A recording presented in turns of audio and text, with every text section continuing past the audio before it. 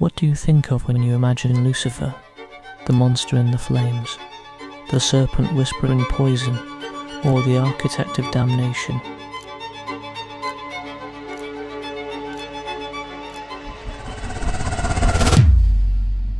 And what do you see in this one? No horns, no fire, no grotesque transformation, just beauty. Beautiful enough to break your heart, beautiful enough to make you forget what he did. This is Alexandre Cabanel's The Fallen Angel, painted in 1847 when the artist was only 24 years old, and in it he dared to ask a question that still haunts us today. Can beauty itself be the face of rebellion? Rome, 1847. In a studio lit only by candlelight, a young man named Alexandre Cabanel sits before an easel. Around him scattered drawings, angels, demons, studies of light and shadow, classical sculptures in miniature, the tools of academic perfection. Cabanel was a prodigy, born in Montpellier, trained at the École des Beaux-Arts in Paris. He had already won the Prix de Rome, the most prestigious award a French artist could receive. He was the golden child of academic painting, perfect technique, perfect composition, perfect adherence to classical ideals. His Birth of Venus would hang in the Musée d'Orsay, a masterpiece of sensual perfection, all soft flesh and azure waves. His Cleopatra captured cruelty with clinical beauty. His Phaedra portrayed mythological tragedy in flawless porcelain grace. He was an artist who knew how to paint what the Academy wanted, an artist who understood beauty as doctrine, an artist who had mastered the language of divine perfection.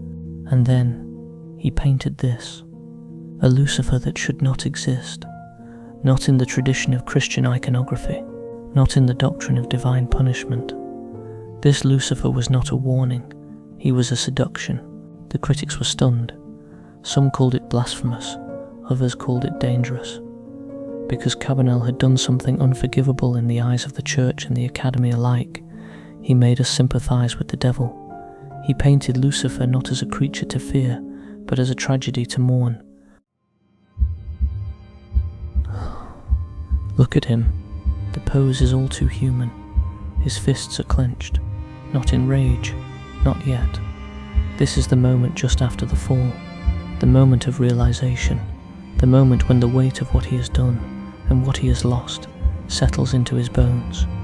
And those eyes, green, burning, unblinking, they stare not at heaven, but at us, as if he knows we would have done the same. Art historians have compared this pose to Rodin's Thinker. But while Rodin's figure contemplates philosophy, existence, mortality, Cabanel's Lucifer is thinking of only one thing: revenge. Not remorse, not regret. Revenge. Above him you can still see it, that faint golden light. Heaven, the place he once called home, the throne he once knelt before, still glowing, still radiant, still unreachable. And beneath him, the earth, cold, dark, thorned, the ground of exile. His wings are still intact, not burned, not torn away, but broken in a far more painful way.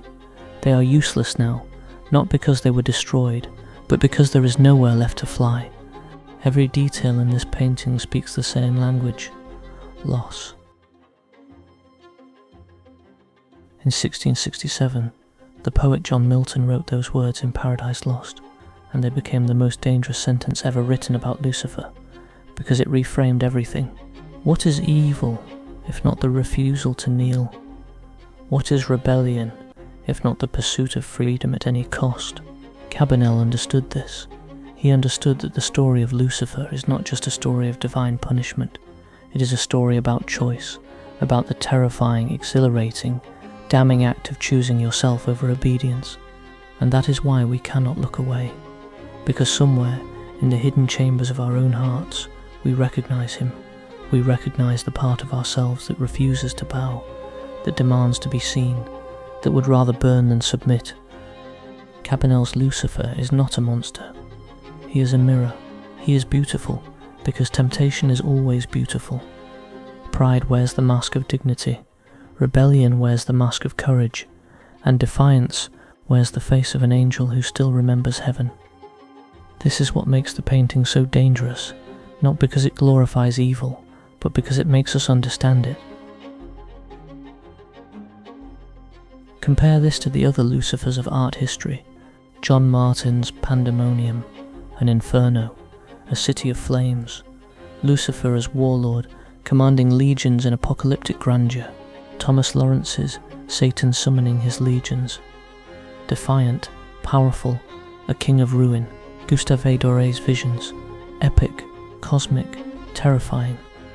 And then, this, quiet, intimate, almost human. Who is the real Lucifer? The monster in fire, or the angel who still remembers the light?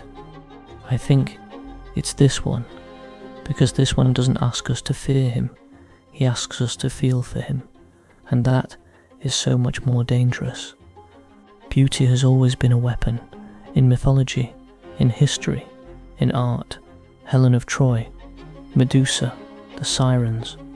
Beauty lures, beauty deceives, beauty makes us lower our guard, and Cabanel knew this. But this is not admiration. This is a trap.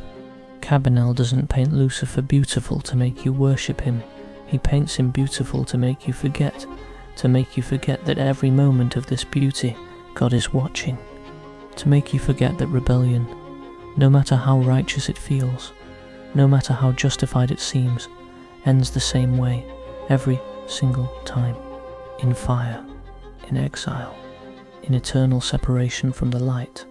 This is the seduction, not that Lucifer is beautiful, but that we want to believe our own rebellion could be beautiful too, that our pride is different, that our defiance is justified, that somehow we would be the exception. But Cabanel shows us the truth beneath the beauty. Look at those eyes again, really look. They are not triumphant, they are trapped, because this is what eternity looks like, when you choose yourself over God. Not flames and screaming, not yet, but this, perfect, beautiful, crushing awareness, the knowledge that you were wrong, the knowledge that you cannot go back, the knowledge that every moment of beauty you possess is a reminder of everything you lost. He painted Lucifer beautiful, not to glorify him, but to warn us, to show us how easily we can be seduced by our own pride, how quickly we can mistake rebellion for righteousness, how deeply we can fall while believing we are rising, and to remind us always that God sees every choice, every rebellion, every moment we choose our throne over his, and the price is eternity. So the question is not about Lucifer anymore. The question is about you, about me, about every person who has ever looked at this painting and felt something stir inside. That whisper that says, I understand him. That thought that says, my pride is justified. Cabanel painted this beauty to make you ask yourself, how many times have you chosen your will over God's? How many times have you said no to obedience because you believed you knew better? How many times have you looked at God's commandments and decided they don't apply to you? Because that's what this painting is really about. Not the beauty of rebellion, but the cost of it. Lucifer fell for eternity because he chose pride once. Once. And we? We choose it every day. Every time we elevate our desires above God's will. Every time we rationalize disobedience as freedom. Every time we convince ourselves that our rebellion is somehow righteous. We are not looking at a monster. We are looking at a warning that beauty can mask destruction, that pride can feel like dignity, that rebellion can taste like freedom. But in the end, there is only the throne of God, and either we bow before it willingly, or we spend eternity in exile from it. There is no third option. There never was.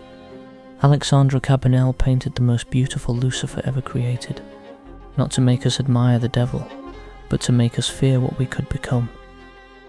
To show us that the path to hell is paved not with ugly choices, but with beautiful ones. Every time we choose pride over humility, every time we choose our will over God's, every time we look at his throne and think, I could sit there instead, we are standing at the edge of that same cliff. The difference is, Lucifer can never go back, but we can. We can still kneel, We can still repent. We can still choose the love we were created for, instead of the exile we think we deserve. Thank you for staying until the end. If you want to explore more masterpieces that reveal the eternal battle between pride and humility, between rebellion and redemption, subscribe and join me in discovering what the greatest artists in history were truly trying to tell us. Not just about art, but about eternity.